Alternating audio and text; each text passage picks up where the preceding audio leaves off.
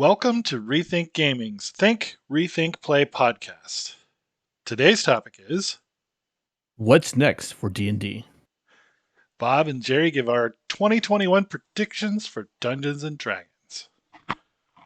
And if you want to support this content, please consider joining us on Patreon. Subscribers get a special role on the Discord server, access to all of our content, and a chance for seats at our subscriber-only tables run by Bob. That's right, we'd love to have you. Before we get into our topic tonight, let's do some introductions. Who are you? I'm Bob. I'm a forever DM, meaning I've played about 5 characters in my entire life. I design content for Rethink Gaming with Jerry, and I make all sorts of RPG videos for YouTube. Let's clear it up real quick. That's a forever DM by choice. I'm a terrible player. You're not that bad. Yeah, and I'm Jerry. I'm the house DM, or a house DM rather, at RPG Dungeons in Carrollton, Texas. I write gaming content, and I'm Bob's co-conspirator at Rethink Gaming. That's right. That's right. So our main theme tonight, when Jerry and I were talking about what do we think, what kind of books do we think, we were kind of kicking it around because, as mentioned, we make content. So if we could get some sort of sense of the tea leaves or a feel for how the wind was blowing, maybe we could start working on some instead of being behind the 8 ball, right? So we're having this internal conversation about what do you think, what do I think, and then it sort of dawned on us this week that if we don't make a 2021 prediction here pretty soon, we're going to see the first announcement come out of WotC. Here you go. Because they've got a spring release coming up. Sure. I've noticed a pattern over the last several Okay. years that I think they're going to hold to, Uh-huh. basically until they stop 5th edition. They probably will hold this pattern even into 6th. Um, because if you haven't heard them say this before, they purposefully sort of rein in the books that they're doing to try and keep interest in marketing and other energies concentrated into a single sort of vein per season, if you will. They don't want to like flood the market like TSR did. They see that as a mistake, and so they purposefully sort of pace themselves as they Sure. So start to you trickle out content. yeah, you pace yourself and you focus on high quality, consistently high quality content instead of, 100 modules a month or something. Exactly, exactly. Okay. So I think we will see this year a community or player book, as I call them, and these are the Magic the Gathering or Critical Role books, things of that nature. Mhm. They've got some setting content in there and a ton of player content in there with classes, races, those sorts of things. That'll be the early release. Then the mid-year release, we're going to see another resource sort of player book. This will be in a D&D property, in my opinion, um, as opposed to Magic the Gathering property. I think that'll be in the early part of the year. And then we're going to see an adventure in a new setting, which kind of lets them do a setting and an adventure. And that adventure, by the way, will then set the pace for all of their Adventure League content and other supplemental things that they do throughout the year. Okay. I'm with you. I'm buying what you're selling, Bob. Yeah, I think that's what's going down. So um, we're going to get to laying out just which ones we each think they are here in a minute. And when I talk about this strategy, I want to talk for a minute about Ravnica. Okay, Okay. Guild Master's Guide to Ravnica. Mhm. Pretty much all of us are very well aware of this book by now, right? But if you're not, it's centered on a Magic the Gathering world, if you will, where it's all run by these guilds, political machinations, and so forth. The book itself introduced some variant human elf things. There's a centaur in here, playable goblin, um, elephant people, minotaurs, shapeshifters, etc. Right? Tons of just sort of off the wall, random, weird stuff. Now, when this book came out, I was eagerly waiting for the next announcement because man, I consume this content like crazy. I don't know if I've mentioned it on the podcast before, but if you've seen me playing Fantasy Grounds, heard me talking about this stuff online, I have these books in Fantasy Grounds. I have these books in D&D Beyond. I have these books in print, right? D&D, mega fan for 5th edition. So, And a very, very understanding wife very who enabling wife, actually. enabling. Yeah, Yeah. she's part of the problem. Well, I don't actually buy the paper books myself.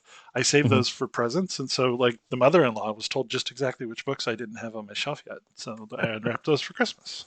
Very The enabling. mother-in-law is very anti D&D, right? She used to be. She's less so these days. Okay. Okay. Yeah. When I saw the Ravnica book, I was disappointed. I'm not gonna lie. I mean, like seriously upset. I'm thinking, what is this peanut butter doing in my chocolate? Right? Why the hell is there a Magic the Gathering D&D book? Who is even going to play this setting?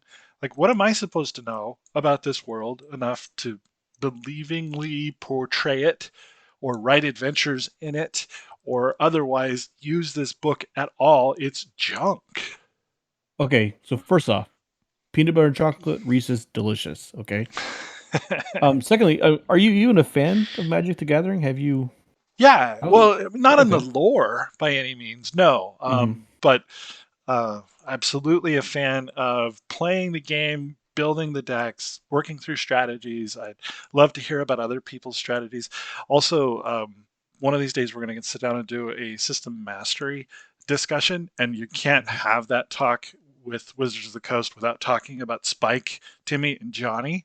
Super, Hmm. super interesting sort of game design behind the curtain stuff, right? Love it. Love Yeah. it. So that's But interesting. Like we've been gaming together for a few years now. We've literally never mentioned Magic, and we've never played against each other. I know. no, I mean, I have um. some 2015 decks. I think are probably the Uh-huh. most recent cards I've Wow. got. Yeah. Yeah. So I played Magic. I think I started when I was about 10 with Ice Age. If anyone remembers that set, it was actually published during the last Ice Age. It was that long ago. Um, but yeah, no, I love the lore, like, but you get these little tidbits on the cards, right? Little quotes or something. hmm That was always very interesting to me. Not interesting enough for me to like actually read the books, and I never got into like the Planewalker, any of the lore at all. Right. I don't think they've made a movie yet. That would probably be a mistake, but yeah, if they have, I haven't seen it. Well, and I've never Yeah, gotten no, the impression that the lore was that deep either. That was kind of my first reaction to this book. Um, Now, I did later find out that they had previously released a PDF in their sort of Mhm. Egypt flavored world, but I had Okay, no knowledge of it. Even as a D&D fan, like it just did not come across my radar that I could go and mm, download that book. Um, gotcha. so yeah, this one came out, and I'm like, God, that could have been a D&D product. Why is it a Magic product? Hmm. I bring it up now because years later, after having players use these classes or these characters, I'm fine with it. I don't have an objection to it anymore. It's been good content. We've had some good characters um, played because of this content, and it just doesn't bother me like it did at that time. Especially, there's been some really great stuff released since, right? So my argument that they're only going to do so many releases a year, and all of those should be what I want to buy, it doesn't hold as much water as I thought it did because they, as we mentioned earlier, really are striving for quality or have been. So the ones that come behind it, they're going to be pretty good. Sure. So kind of on that vein, Mythic Odyssey of Theros, was that a D&D property first or No, that's Magic the another Gathering? Magic the Gathering property. Okay, Yeah. because Magic's got another Theros themed thing coming out. Yeah, I don't really have a problem with it. I wasn't pumped up about it. I wasn't super excited about it. I didn't buy the book myself. I was, Bob has it on uh, D&D Beyond, so I'll just thumb through it if I want to thumb through it. Right. Um, but yeah, a setting's a setting, right? Like if you're into it, make it happen. But kind of we talked about the limited release schedule. That's putting a lot into that. Yeah. Um, I don't think it makes sense, right? They want to kind of cross pollinate these fan bases. If they get the Magic people hooked on D&D and vice versa, I hmm mean, yeah. Now they do have. I lumped Magic and the other community projects in together, right? Hmm. There's the wildly famous Explorer's Guide to Wildemount Hmm. for all you Critical Role fans out there. people eating that up, right? And that Mhm. book sort of led the way to getting rid of negative stat bonuses too, um, which Sure. is absolutely the standard now. Mhm. Um, the Acquisitions Incorporated book. Do you remember that one? Yes, I love Acquisitions Incorporated. Chris Perkins, great DM. I feel like he doesn't get enough credit for his skills, to be completely honest with you, because there's so Yeah, many great kind of more famous DMs out there. But I'm a huge fan. He's Chris Perkins is actually like Bob a lot when it comes to D&D, yeah, right? Hear yeah, me out. Like if you're playing for Chris Perkins or if you're playing for Bob, you're going to get a high quality but very ex- traditional, I guess is the right way to put it, DM in a game, right? yeah, Like you straight laced, like this is D&D, you know. yeah. Um, so yeah, just my Yeah, it's thoughts a on that. high compliment to pay. I loved his run through of Curse of Strahd and Mhm. consumed that immensely. It was really strange to me that he had trouble keeping his players together because, like, I would pay to be in that campaign. I think so. Yeah, Yeah, how funny. Did you watch the recent game he did with the some of the cast of Stranger Things? They ran I through a didn't Christmas know. adventure. I did see a lot of that content. So the Stranger Mm-hmm. Things D&D links is kind of tenuous in my opinion.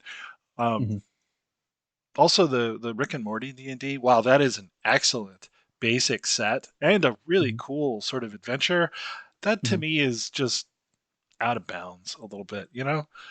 Um, a little too thematic.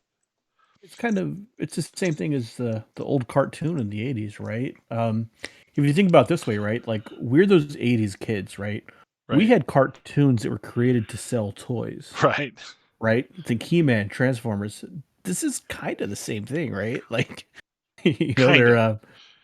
they know that we will buy the add-on because it's related to the thing that we like, you know. So, Right. I don't know. How funny. So yeah, with open eyes and an eager heart, I'm looking forward to 2021. I'm eager to see some new books. Now I've got, as we mentioned before, three different campaigns going right now. You know, as we close them and open new ones, I don't know that I'll have a clean slate open for whatever book actually does drop.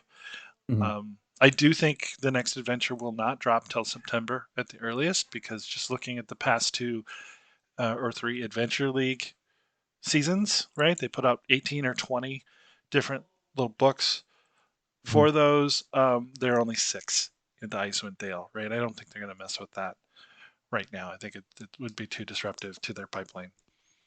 You know what? And Icewind Dale's kind of a great campaign setting. Yeah, It's pretty awesome so far. yeah, and If you haven't that checked out, yeah, we have our live streams on YouTube. If you want yeah, to listen to a couple episodes of that, you can listen to our crazy satyr bard cause trouble. that's right. Um, And I'm getting yeah, ready to do a behind the scenes project for these live streams as well, where Jerry won't be able to listen to those until later. But the rest of you can go and kind of check out what I'm thinking and where I'm going and what I'm seeing as far as the party's reactions to what's in the book and where I thought they'd go and where they actually go. So watch for sure. that on the channel. It's not my fault that my group are murder hobos. I'm playing a barbarian for the first time since 4E, and I'm just kind of going with it. Yeah. Yeah, it's somewhat okay when the barbarian's like, "Who do you want me to kill?" But then everybody else is like, "Yeah, who do you want me to kill?" Okay, we're all barbarians. Whatever. Um, but yeah, so Jerry, what was your favorite 5e book release? I actually, so I don't buy a ton of the 5e books, right? Like I said, Bob is awesome DM, and he shares his campaign information for D&D Beyond. So, I'll read what I'm going to read, but I intentionally don't read adventure books that I might play. Right? I don't mind spoilers as much as I don't want to be like very spoiled. Right? Like I don't want to be intimate with like a book that we're going to run. So, Right, for example, like Curse of Strahd is out there. I know that it's a great book. Everyone talks about how amazing it is. I haven't seen it at all because I might get to play it one day with Bob, right? right. Um, But I like some of the source books, and I just picked up kind of on a whim because I was at the the game shop, and picked up Volo's Guide to Monsters, and it's a pretty great book actually. I'm pretty impressed with it. Right, Hmm. uh, it's got some I don't know, like 5 to 10 layer maps in them that are really well designed, very artistic maps, kind of more my style. They're not just like your gridded stuff. There's it's a little bit of art to it, right? It's a little bit of design to it, a little bit more I can't think of another word, but artistic, right? Right. They're not realistic artistic, right? There's just a lot of flavor there. I love monsters, right? So flipping through these monster books, I always wonder how the different monsters will taste grilled. If you like grilling, Yeah. and of course, I like the monster lore, right? So those little bite-sized stories. So you see the picture, great artwork. You read the little 4 or 5 paragraphs, Yeah. sometimes a couple pages, but it's very inspiring to me, right? Like I want to take this and I want to use it and try and kill a player, right? Hmm. Or I want to see their reaction, or how can I change this monster? Like this is a great starting point, but how can I make it more vile, more shocking, more entertaining? Hmm. You know. So for that Yeah. reason, Volos was just a very fun book for me to thumb through. I was looking through it again today because it's good stuff. Yeah, I What about really you? liked the prose in Volos. Just Yeah. reading through the giants, the lore on all that. Hmm. Um, just a lot of really cool like reading material. I think Morton Kaiden is similar in that vein. But my absolute favorite release so far had to be Tomb of Annihilation. Um, Mm. when I saw that coming, I was excited because I knew just from the read it's Tomb of Horrors writ large. Um, but then when I saw that hex map where the middle of it was blank, just brought me right back to X1, the old expert set, Isle of Dread. Right? It's like yes, Hmm. this is D&D. This should be a thing. Um, Well, maybe and they were tapping into the whole OSR thing, right? The old school right. revival or Renaissance, where you call it, where we're looking back at some of those early classics and saying, what made those great. Hmm. And Hexcrawl, D&D was it came from wargaming, and then kind of an open survival game. And I think that's in the original Chainmail rules. It said, "Hey, go grab this other game about wilderness survival, which was a Hexcrawl game, and combine the two, and you have D&D there, right?" Yeah, So yeah, very yeah. I'm with you so far. What else? very classic. Super excited about that one. Like I said, that one Yeah. that one really stands out as far as like I was excited for it. It was what I thought it was going to be. Just super hyped. Um, I was reasonably excited about the two Waterdeep books as well. Mhm. When I got them, I was a little disappointed. Like the mega dungeon, um, just it's okay, but it's just not that great. Like the rooms are great, the concepts behind it are great, but the reason to be in there is not.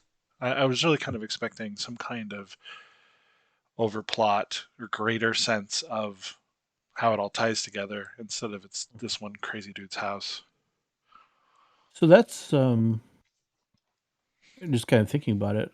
A regular criticism of yours is the overall plot or how things are tied together.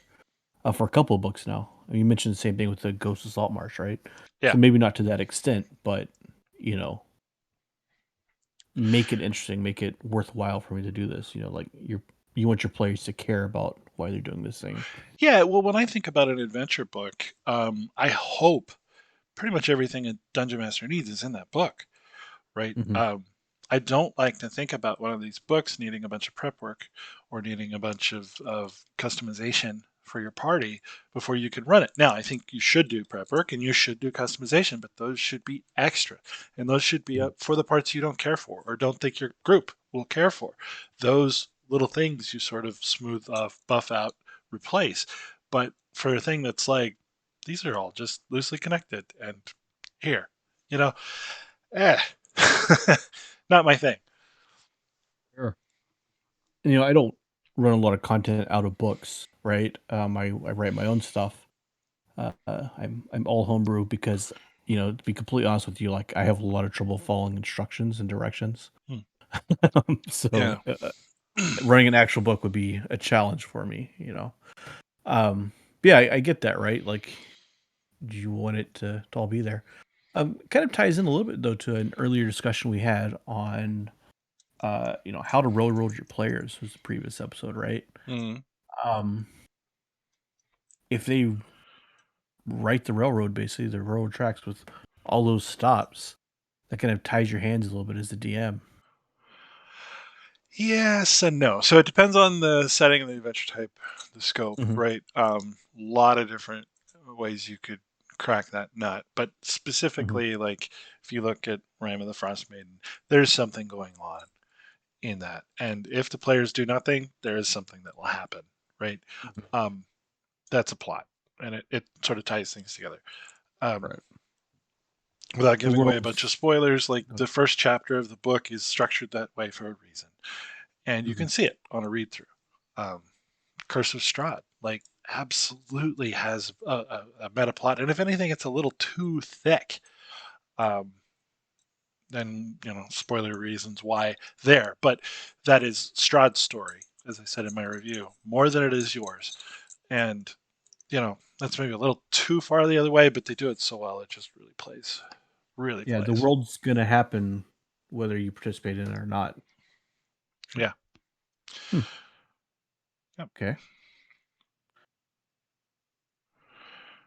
Well, I suppose we should get to the topic that we said we were going to talk about. What do you think? Yeah, let's get down to it. What are our predictions? You mind if I go first? Please. So you mentioned the community content earlier, and yeah, uh, Magic the Gathering is about to release their 86th expansion. If you can believe that, that kind of blows Wow. my mind. Yeah, and it's set on a plane named Kaldheim. Okay. It's going to be released February 5th of this year, and it is an epic Norse mythology inspired set. Right, so as you know me, and I'm kind of into the Norse mythology just a little bit, Just a little. uh, just a little bit. Like it seems awesome. Like I haven't played Magic in years. I might pick up, you know, a couple of pre-made decks in the setting. I'm not gonna lie because it looks pretty cool. Yeah. They may have taken a cue from a popular Kickstarter called Merkborg on this one. Okay. So in the Merkborg Kickstarter, they did something interesting. They were making a metal album at the same time, right, as their adventure, and they had the Spotify playlist. And not really into the Swedish, death metal. Yeah. It's a little too much for me. Like I love my rock and roll, but like this is like kind of next level stuff, and it Right. it still got me pretty pumped for it, right? Okay. So yeah, in December they had a uh, Kaldheim Week of Metal. They had some pretty popular or famous, I don't know if they're popular, metal bands like Amon Amarth and Mastodon, those guys out of Atlanta. And yeah, they did, each day a thing for the release. It's pretty cool. That I'll is drop cool. like I'll drop a teaser, and I guess a link to that Week of Metal into a Patreon public post. So if anyone wants to stop by, check it out. But Okay. yeah, like I think this is a good choice, right? It's that community content, like you said. It doesn't completely derail, uh, what's going on right now. Yeah. If you want, I can tell a little bit more about the story. I have a little blurb that I picked off their site here. Absolutely. So yeah, it centers around a very powerful weapon called the Sword of the Realms. You have a planeswalker, Kaya, which are these very powerful wizards in Magic the Gathering, I guess. They visit this Norse world of prophecy and legend with mortals and monsters, and yeah, it's a world of many realms, epic sagas bound by one truth: Mm. Viking or Valkyrie, elf or dwarf, all belong to the world tree. So again, in Norse mythology, that's Yggdrasil. Hmm.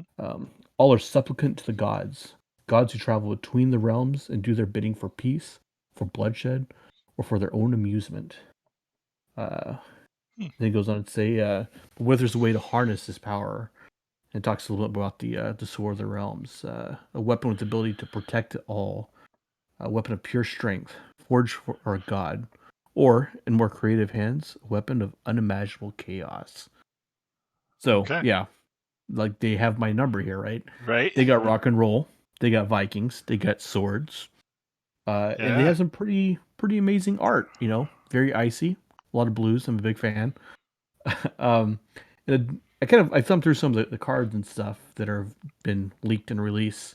It looks like Magic does an intentional leak, right? Where they'll drop Yeah. some art on Like a specific preview. websites. Yeah. It's a preview. It's not a leak. I think the calling it a leak is clickbait.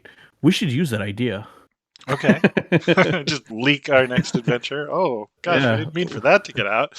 that's going to be our podcast episode 6 is it's a Rethink Gaming leak. Okay. Yeah. So what do you think about that? I completely 100% agree. In fact, I Okay. that was top of my list. So again, like I think the community book is going to come first. They haven't Mhm. done um, a magic book in a minute, so yeah, I went to the machine of all knowledge, which is Google, and I said new Magic the Gathering, and boom, there it was. I'm like, cool, when's that going to release? Oh, it's going to release in February. There you go, Mm. bingo, bango. And hey, Jerry, we better do our predictions video now because we're going to hear about this upcoming Right. release in a couple of weeks at So if this best. one isn't this year for the D&D module, like it's going to happen, right? 2022 at the latest. I And think it. I think it I would put will. money on it. I'll put money on it. Do you want to bet? You want to bet against me? I think it will be this year. I think we're going to hear about it soon, and here's why: Okay. it is a brand new um, plane. Very little Mm-hmm. written about it so far. Mm-hmm. I think the brand managers will see this as a reason why Magic players might buy the D&D book, Sure. and so Absolutely. I think those releases will be timed together. Move your lore over to the D&D side because Uh that's all huh. D&D is, right? And it needs to be in Lore. there anyway, and you can reuse the Mhm. art. There's so many Yeah. reasons. Yeah. Makes a lot of sense. Okay. What about you? You have any other predictions? Yeah. So, like I said, I think the first one is going to be this Magic the Gathering setting. I Mhm. think the mid-year book or the middle of the three books is Sure. going to be Dark Sun. Okay. I think it's going to be Okay. similar in presentation and structure to Uh-huh. Eberron and their Okay. release there. I think it's going to be very player heavy with sort of a light touch of setting information, just the bare bones that you need to run that material. Can you sell me on this anymore? Like, why do you think this? So I see Dark Sun in the cards for kind of a Hmm. handful of reasons. First, they've been playing with psionics or psi powers, as they called Right. it in a UA, for a So, while now. remind me here. I never played in Dark Sun. I read one of the books, but I think I was like maybe 17. So this is a few years ago. Sure, So in Dark Sun, it's magic light. There's a few wizards, but they're kind of like gods or emperors, I think, right? And kind of. the power that the people on the world was it called uh Athos, maybe? I'm Yeah, stretching here. Is Athos. that Yeah, it? yeah, it's Wow. close. Athos. Yeah, Wow. I'm impressing myself here. But yeah, they're mostly brutes, but there are psionic powers. They have, the Jedi mind tricks and such. yeah, Telekinesis, effectively. maybe. Right. Okay. So, from a cosmology perspective, right, the world used to be water, and then was green, and now is desert. And this is all the direct result of arcane magic. Hmm. They have two flavors of arcane magic in Dark Sun. There are the Defilers and the Preservers, both of whom bend life to power their spells. Preservers only pull as much away as doesn't harm the plants. Defilers just turn it to ash to cast their spells, and they're diametrically opposed. Hmm.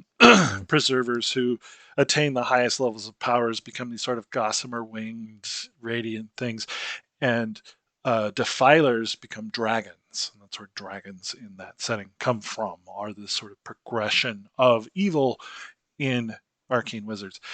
Divine casting is pretty limited, except for Mhm. the elemental connections. The prime material plane is adjacent to the elemental plane, so they still have access to that magic, but they don't have any gods or functioning gods that answer prayers anyway in Uh-huh. that setting. So divine magic has kind of a different and more limited spin. And so the setting pitch that they make there is in the absence of this, everybody has psionic powers, even like the animals and plants and whatever. All sonics all over the place. Everybody gets one. It's Oprah with the psionic powers over there. So I remember when I read this setting, it was a little bit problematic, right?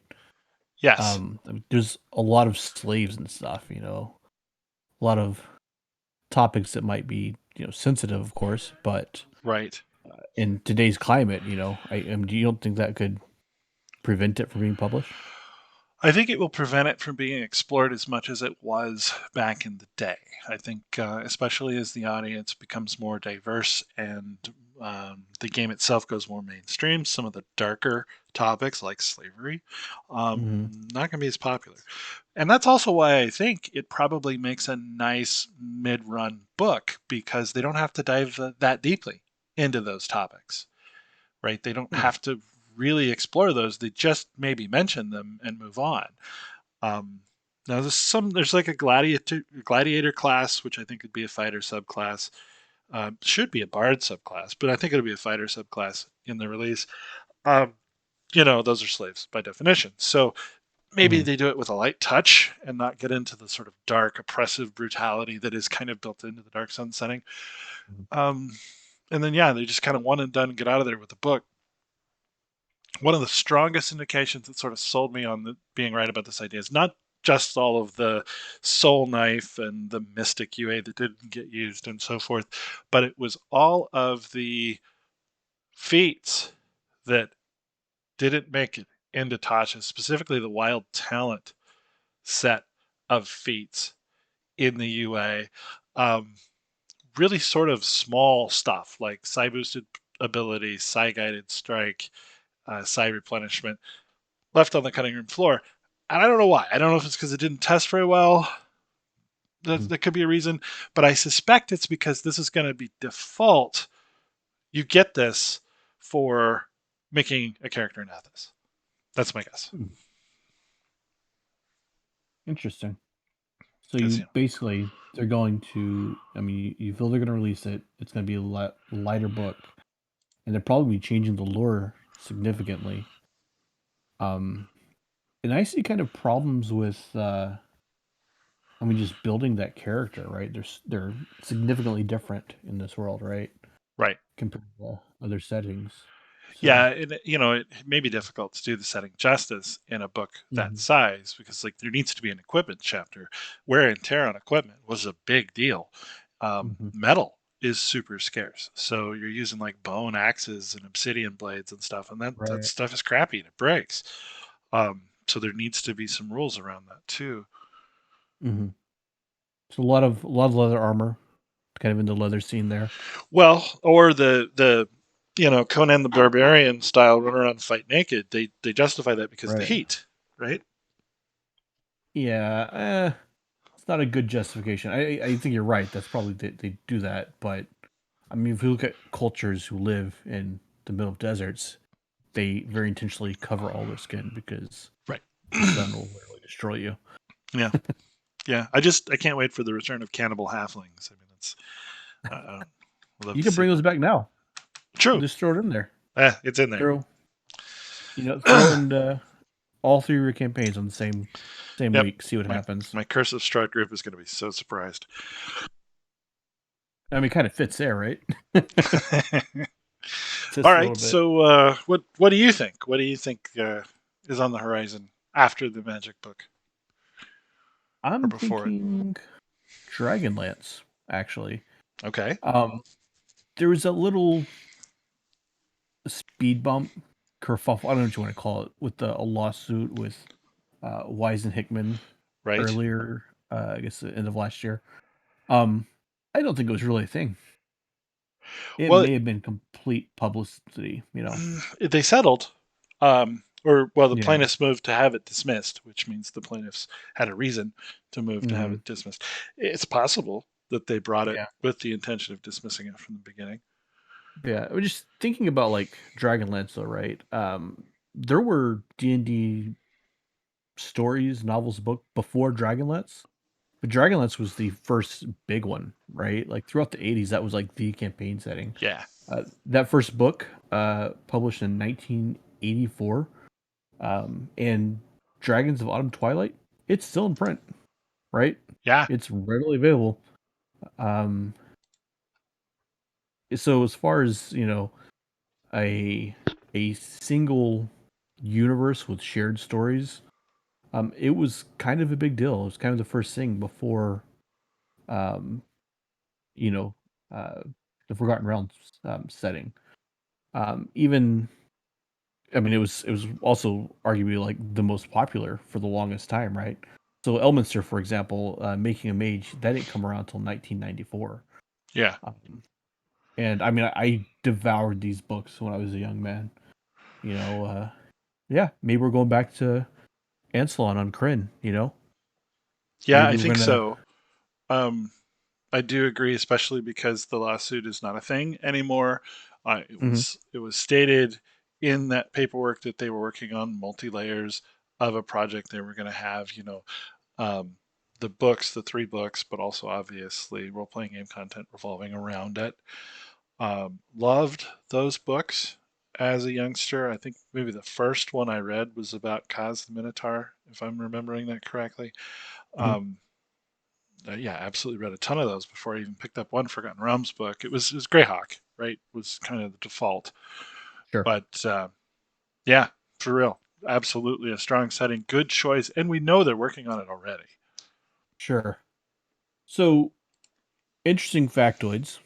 I learned this. I don't know, like 2-3 months ago because I was shocked and I immediately told Bob when I found out. Tracy Hickman is a dude. It's a Yep, dude named Tracy. he is I a dude I named Tracy. I just saw the name when I was a very very young man. Didn't even question it. Moved on. I was like, oh, these authors are ladies. Okay, whatever. Keep reading. Yeah. So that was a surprise.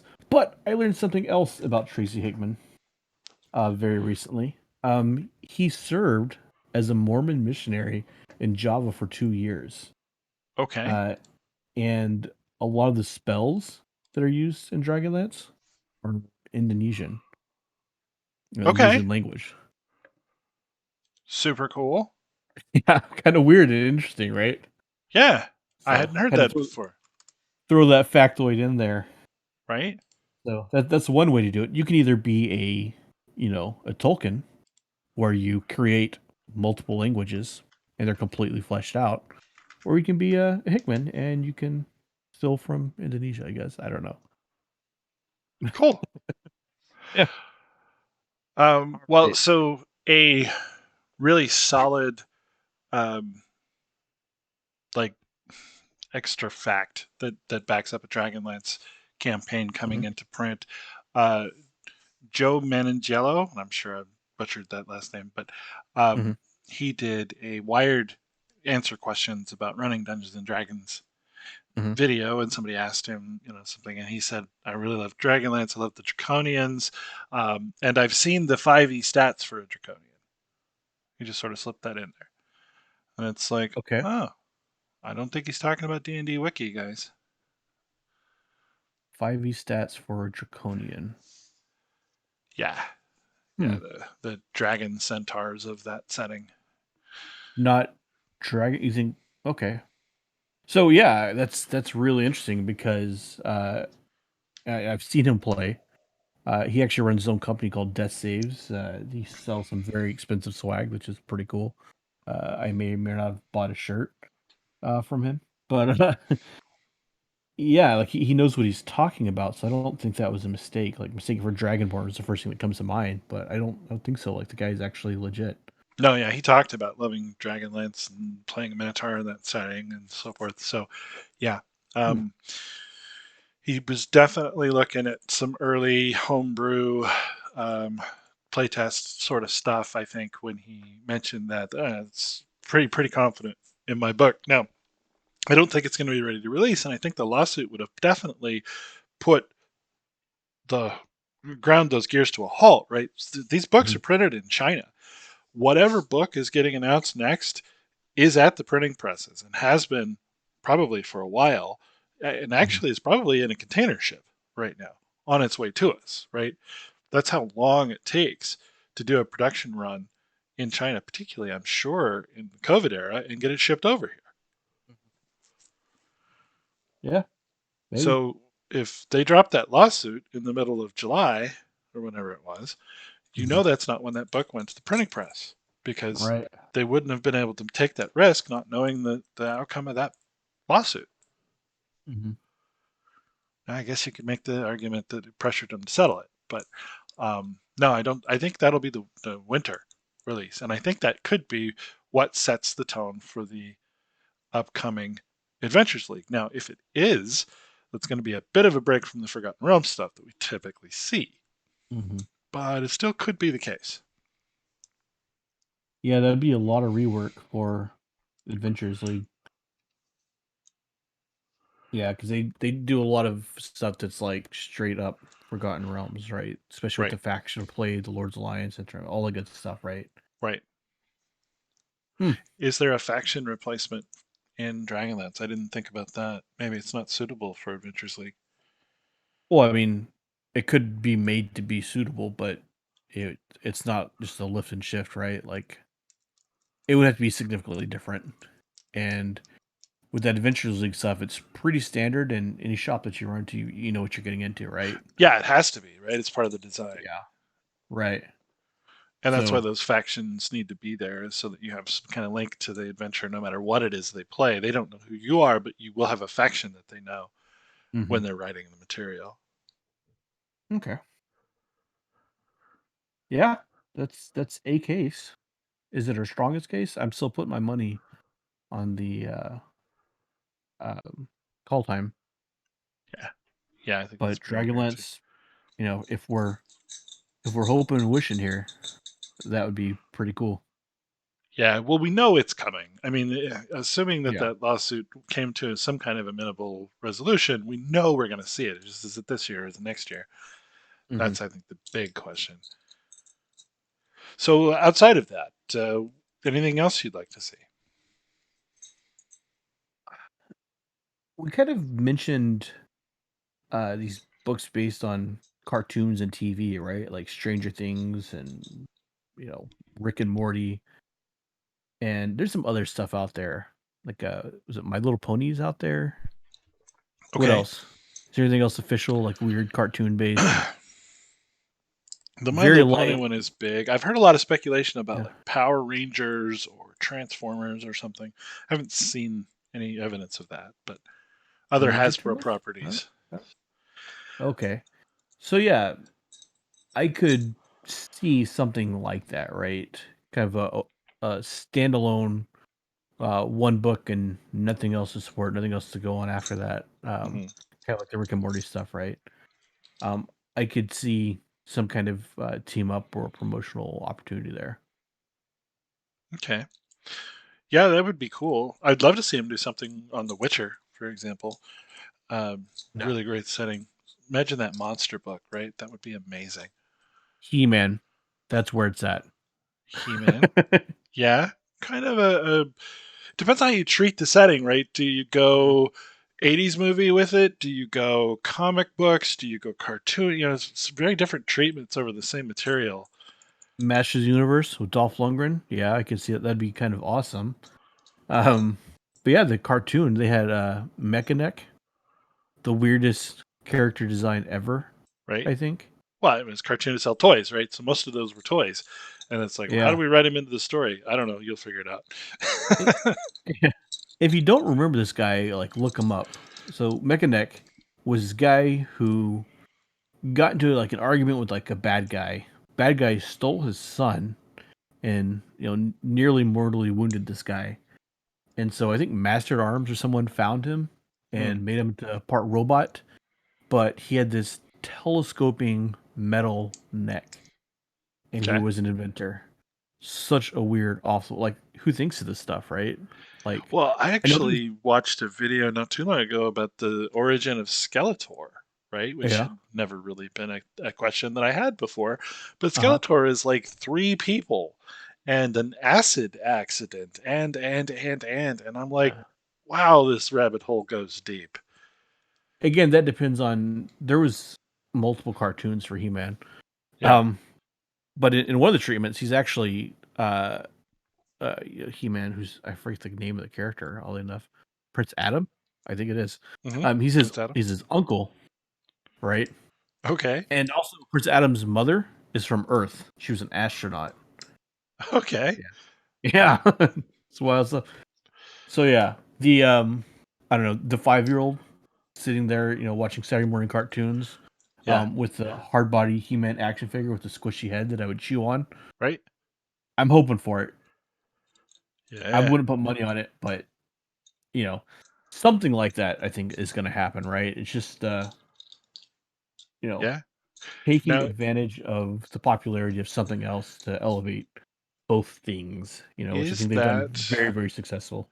is that an active Hasbro property though?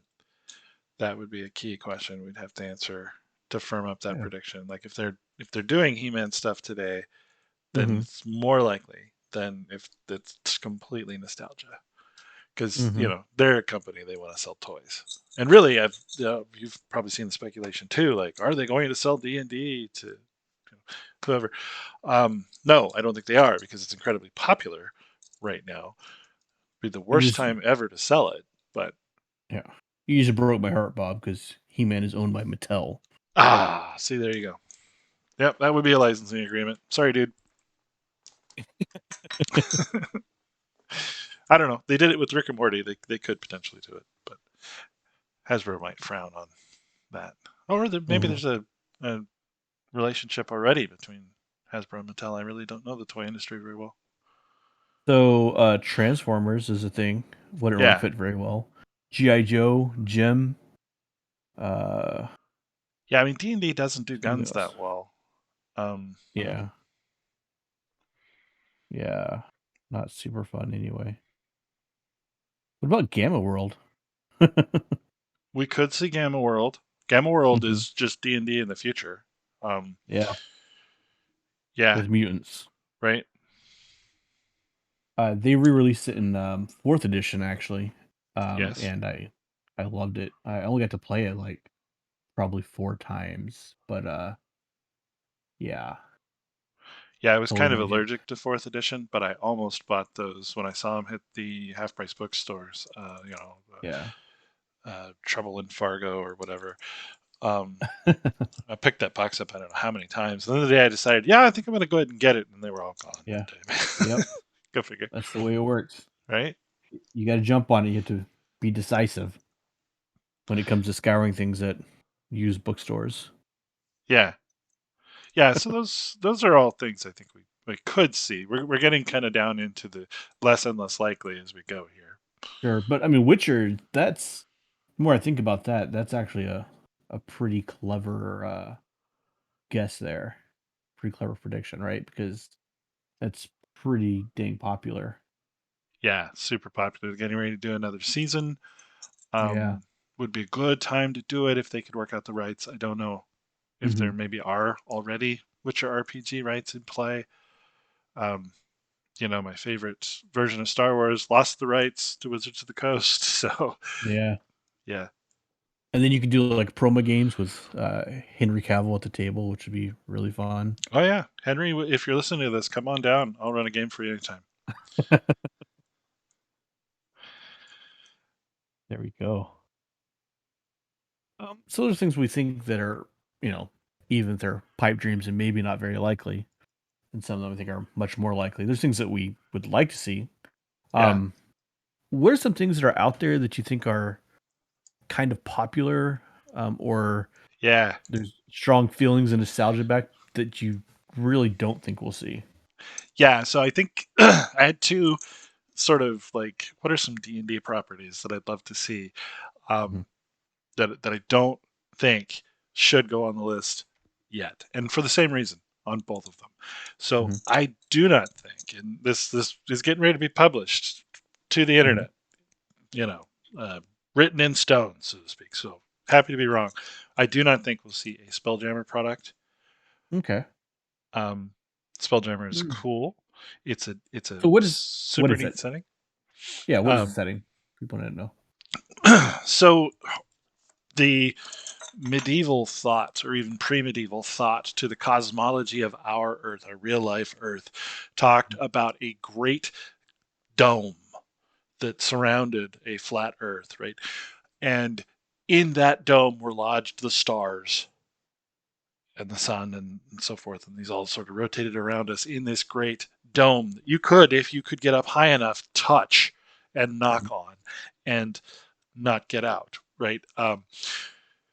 The um, Spelljammer world takes this idea, sort of expands it out a little bit, and says, okay, well, not over the planet itself, but over the solar system is a great crystal dome. And each of the individual solar systems are these crystal domes floating in this ethereal world. Um, so if you wanted to travel from one to another, you get in a great ship powered by magic and fly it up to this dome and like break through it or cast a spell to open a hole in it and slip out into this ethereal space. And Mm-hmm. in that space, travel from one sphere to another to discover new worlds. And it was kind of their connective tissue or their glue for crossovers, where you could say start a campaign in Dragonlance and go to Greyhawk uh, by ship. So kind of sci-fi, not really. Yeah, Sort kind of, of and yes, not no. really. Absolutely. So Mm. oxygen is a thing. Gravity Yeah. is a thing, but not in any scientific understanding of these things. So Mm. every object in Spelljammer has gravity. So if you fall off of a ship, you're going to take some air with you that's going to be attracted to your gravity.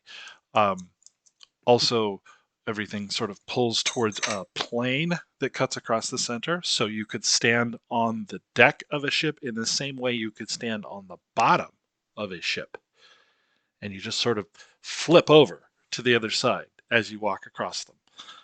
Um, Super, super strange approach. I mean, very, very Yeah. kitschy, very D&D approach to how do we handle space and gravity. And so ships don't need to be pressure sealed because they have gravity enough to retain some atmosphere. All they need to do is dip into a planet with some atmosphere and refill their air. All right. That's a little weird. But Spelljammer, it kind of lives on today a little bit with Starfinder, right? Kind of, but Starfinder has a distinctly sci-fi skin on it. Mhm. Spelljammer is still wizards and fireballs and swords. It Okay. just happens to be going on in space. It's kind of like if a pirate campaign happened in the stars. Um, what would that be like? Now there are a few very sci-fi creatures like the Gith, or not the Gith, the hippo people. Totally lost their name, but The somebody will remind me. hippo people? Yeah, hippo people. GIF, I think. GIF. Yeah, I guess Yankee. I know No, a little not bit of GIF. that Not lore. GITH. Oh. No, but anyway, I think they're in Mordenkainen actually, so maybe I can Mhm. find it with just a quick look. But yeah, so there are some creatures in there that are really strong sort of sci-fi feel, but it's all still very grounded in D&D. Mhm. Um, so it's not quite as sci-fi now. Starfinder, they go all the way through to spacesuits and lightsabers and the whole deal, right? It's grounded in Okay. Paizo's world, Hmm. but very, very much stronger sci-fi lean, very much less fantasy. Okay. I'm with you there. Now, it's a great setting, and we've seen hints of it. there, Yeah, I kind of didn't want to say that because it's a little spoilery if you get too many details there, but in yeah, no, some good modules, call. there's flavors of that, There are three right? modules with very strong, completely written out indications of it. Some are subtle. At least one of them is not and uses the word Spelljammer by name. Um, so Oh. yeah, it's in the game already. Um, that said, I don't think we're going to see it as a standalone book, just because there aren't enough places to go visit yet. Hmm. The Gotcha. material just has not been covered, right? So until there is a Dragonlance and a Dark Sun and Hmm. what's the point of a ship that travels between these places? Sure. So that you can find them? Yeah, I don't know. yeah. I mean, Okay. hopefully one right after the other, maybe. Hmm. Um, but that's why I just don't think we're there yet. I don't think we're ready yet. Could be wrong. Um, Anything else? well, similar reasoning, really. I don't think we're going to see Planescape yet. Um, I love Planescape. Sigil, beautiful story. Um, you know, just oppressively powerful. The never-ending staircase and stuff. I mean, just phenomenal material. Mhm. But again, very little has been written about the planes themselves. Um, and Planescape being a gateway to other worlds, same reason, right? Unless you're going from Planescape to Forgotten Realms and back, what's the point of having a conduit setting? I don't think we're going to see one yet. It's pretty sound reasoning, I think. Right? Yeah. Yeah. Again, I'll buy what you're selling there until I come up with a good argument to argue against you, and then I will tell you. Yeah. What's the fun thing about a prediction recording like this is like, well, now we'll be able to go back and look at this and see how close we were. Yeah. So, well, I think we've talked our listeners' ears off long enough. I think I'll close us out here with just one bonus point. Now, this is not D&D, but something definitely to watch for in Okay. 2021. And Jerry touched on it a little bit earlier, but 2020 we saw the rise of Morkborg, right? In the OSR circles or OSR adjacent, some people call it, Mhm. hugely popular. It's got an open license that's very friendly, that sort of thing. I believe that in 2020 we're going to see multiple parties try to out Morkborg, if that makes sense. Uh, Okay. I think these guys kind of caught everybody by surprise a little bit, Hmm. and I Oh yeah. think we're going to see the OSR community answer that in 2021. All right. Maybe we should do an entire episode on Merkborg so that people know exactly what we're talking about. Yeah, definitely. I would love to hear more about your experiences running it and stuff too. Yeah. It's uh it's pretty great. All right. So your Well, non D&D prediction. I like it. yeah, I think we'll leave people with that fat to chew on. Now, if you find any of these predictions just way off base or not true, or you want to know more about them, please comment wherever you find this, or hit us up on Discord. Don't. Or if you have a prediction you think is uh much more likely to happen than our ideas, same thing, let us know. Yeah, absolutely. And don't forget to become a member on Patreon and take advantage of more great content. Come join the conversation on Discord, and you can find links to all of our stuff at rethinkgaming.com. And remember, think, rethink, play.